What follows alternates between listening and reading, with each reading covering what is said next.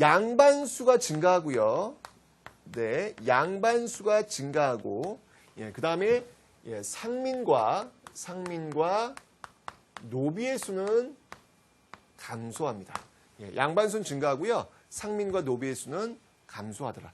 이렇게 상민과 노비의 수가 감소하는 그 배경은 뭐였죠, 여러분들?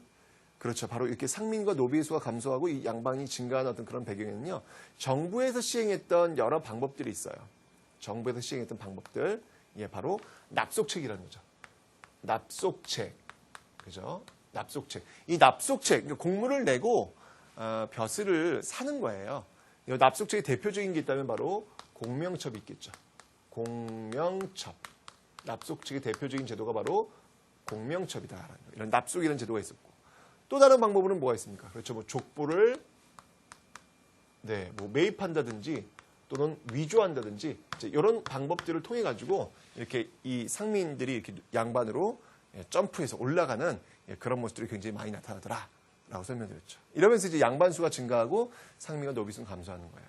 그러니까 조선 후기를 본다면 사회적인 면에서도 여러분들 근대적인 어떤 그런 모습, 근대의 사회 특징이 뭐예요? 평등사회잖아요. 평등사회. 그죠? 그 평등사회를 가는 그 길목에서 지금 조선 후기에 이런 큰 변화가 나타나는 거예요. 그러니까 본다면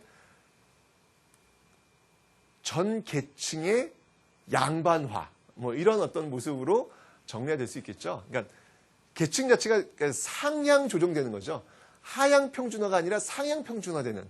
예, 그러면서 조선 전기에 여러분 양반 인구수는 제가 전체 인구의 한 7%, 8%밖에 안 된다 그랬잖아요. 그죠? 근데 조선 후기 와가지고 이제 80%까지 막 엄청나게 늘어나는 어떤 그런 모습들. 그래서 어떤 그 신분의 상향 평준화. 이게 이제 조선 후기에 나타나고 있더라라는 겁니다. 왜요? 바로 평등사회를 향한 어떤 그런 발걸음들을 지금 내딛고 있는 그런 모습이다라는 거 기억 좀 해놓으시면 되겠습니다. 자, 그 다음에 여러분들, 사회 파트에서 여러분 꼭 기억하실 게 있어요. 이렇게 양반수가 증가하면서 지금 제 이양법을 통해서 광작 경영이 가능해진다 그랬잖아요. 그죠? 이 광작 경영이 가능해지면서 이들이 경영형 분홍이 되었고, 이들이 바로 이 납속과 공명첩을 통해서 양반이 되고 있단 말이죠. 이들이 지금 양반이 되고 있단 말이죠. 자, 그러면 이런 그 상황 속에서 기존의 그 향촌에 살고 있었던 기존의 그 양반들 있잖아요. 우린 그들을 향반이라고 합니다. 향촌에 있는 양반. 자, 그들과 새롭게 된 이 양반들과의 어떤 충돌이 벌어지겠죠. 그걸 향전이라고 합니다. 향전. 자, 그런 과정 속에서 예전에 어떤 그 향반들이 자신의 어떤 기득권을 지키기 위해서 조선 후기가 되면요. 서원이라든지 사후 같은 걸 굉장히 많이 져요. 왜요? 우리는 뿌리부터 양반이다.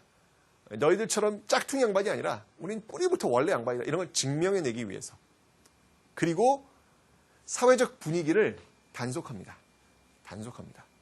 바로 예절이라는 걸 통해서 말이죠. 예법이라는 걸 통해서 말이죠. 그 중에 이제 하나 대표적인 어떤 정치적인 어떤 그런 모습들이 나오는 게 바로 이 예속 논쟁.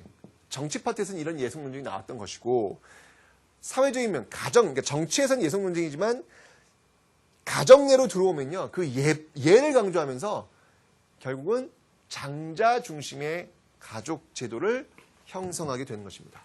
장자 중심의 가족 제도. 장자 중심. 장자 중심의 가족 제도. 자, 이 장자 중심의 가족 제도가 형성이 되면서 나타나는 모습이 뭐냐면 여성의 가정 내 지위.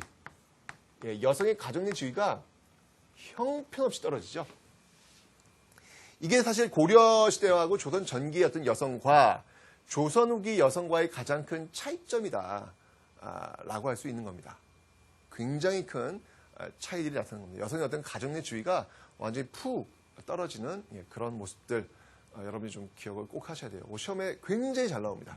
조선 후기 여성과 조선 전기 또는 고려 시대 여성이 어떻게 차이가 나는지. 당연히 여성의 지위가 떨어지니까 상속 같은 경우는 여러분 어떻게 하겠어요? 균분상속이 아니겠죠? 아들, 딸 똑같이 나눠주는 게 아니겠죠? 장자한테 몰아주는 장자한테. 그리고 그러다 보니까 여러분들 다 동생들이 다 누굴 쳐다보고 사는 거예요? 네, 장남을 쳐다보고 살겠죠. 그러니까 장남만 바라봐야 돼. 그러니까 동성촌, 장남을 중심으로 한 같은 성씨들이 이렇게 모여 사는 그런 동성촌들이 나타나게 되는 그런 모습들도 여러분들 좀 확인을 해 놓으시면 되겠습니다. 됐죠? 자, 이렇게 해서 여러분들 사회 파트에서 벌어지고 있는 아주 중요한 모습들을 살펴봤고요. 자, 이제 마지막. 지금 분명히 경제에서도 지금 근대를 지향하는 어떤 자본주의적인 어떤 그런 요소들이 조금씩 보이고 있었고, 사회에서도 지금 평등사회를 향한 그런 모습들이 보이고 있습니다. 자, 과연 문화 파트에서는 또 어떤 모습들이 있었을까요? 자, 문화 파트에서는요, 역시 마찬가지로 많은 변화들이 있었죠. 자, 먼저 여러분들 문화 파트를 한마디로 얘기해 본다면 서민 문화의 성장입니다. 여러분들 지금 대한민국입니다. 국가의 주권은 누구에게 있습니까? 네, 민에게 있죠. 그럼 이렇게 국가의 주권, 예전까지는 여러분들 왕이었거든요. 주권자는 왕이었거든요. 그게 이제 민으로 넘어오려면 어떤 그 준비할 수 있는 그런 과도기가 필요하겠죠. 그 과도기가 바로 이 조선 후기라는 겁니다. 이제는 그 민이 문화의 중심에 등장하는 거예요. 민이. 자, 그러면서 서민 문화가 성장한다. 서민 문화의 성장. 자, 서민 문화의 성장. 자, 이런 서민 문화의 성장을 보여주고 있는 대표적인 것들이 일단 뭐가 있을까요? 그렇죠. 바로 풍속화. 이제 이 서민들이 주인공이 되어서 그림 속에 따단 등장하는 그런 모습들, 이 풍속화를 통해서 알 수 있고요. 그 다음에 뭐 한글 소설, 홍길동전, 춘향전과 같이 어떤 서민들의 그 꿈 또는 서민들의 애환 이런 것들을 또는 신문제 뭐 어떤 타파를 위한 어떤 그런 모습들, 그런 요구들이 이렇게 소설을 통해 가지고 나타나고 있다라고 설명을 드렸죠.